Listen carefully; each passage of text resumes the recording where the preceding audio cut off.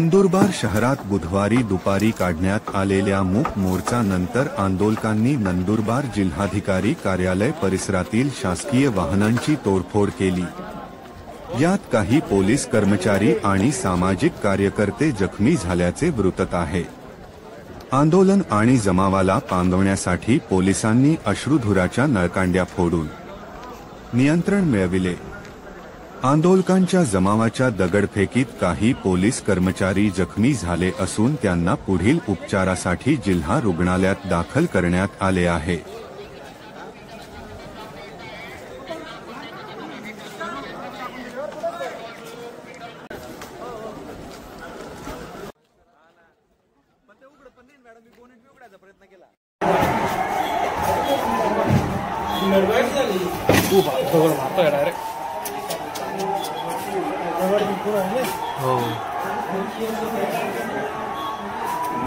दरम्यान शहरातील वातावरण तणावपूर्ण शांत असून नागरिकांनी संयम ठेवून पोलीस प्रशासनाला सहकार्य करण्याचे आवाहन जिल्हा पोलीस अधीक्षक श्रवण दत्त यांनी केले आहे। सर, काय परिस्थिती, कशामुळे सगळं झालंय आणि काय सगळी परिस्थिती आहे? नमस्कार। काही दिवसापूर्वी एक आदिवासी मुलाचा मर्डर झाला होता। त्या मर्डरच्या अनुषंगाने जिल्हास्तरीय एक मूक मोर्चा आयोजन काही आदिवासी संघटनांनी केलेला होता।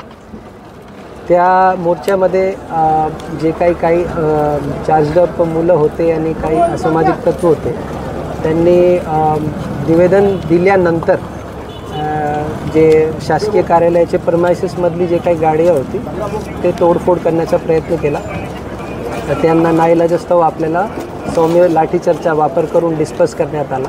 त्यानंतर जे रिटर्निंग क्राऊड होती त्यांनी दगडफेक केली आणि त्यांनासुद्धा आता डिस्पर्स करण्यात आला। शहरामध्ये सध्या शांतता आहे आणि पोलीस पेट्रोलिंग सुरू आहे। माझी सर्व नागरिकांना माझी विनंती आहे, जे काही मोर्चा होता तो मूक मोर्चा शांततेत निघावा असे आवाहन करत असताना देखील काही लोकांनी त्याच्यामध्ये चुकीची गोष्टी केल्यामुळे अशा प्रकारची परिस्थिती झाली। तर सर्व नागरिकांना माझी आवाहन आहे, पोलीस प्रशासनाने त्या तपासामध्ये सुद्धा काम केलेलं आहे आणि आतासुद्धा पोलीस प्रशासन सर्व जे काही परिस्थिती आहे त्याला हाताळत आहे। कोणी अफवावर विश्वास ठेवू नये आणि कुठल्याही प्रकारची गैरकायदेशीर गोष्टी किंवा कायदा हातात घेऊ अशा प्रकारची कोणी कृती करू नये, अन्यथा त्यांच्यावर कडक कारवाई करण्यात येईल। सर, धन्यवाद। किती जखमी आहे सगळ्या घटनेमध्ये? आता सांगणं थोडंसं कठीण आहे, कारण वेगवेगळे जवळपास 15 ते 20 हजारचा मॉब होता आणि त्याच्यामध्ये काही असामाजिक तत्व होते। आता त्याच्यामध्ये एक स्टॉक रिव्ह्यू घेऊन आम्ही आपल्याला सांगू।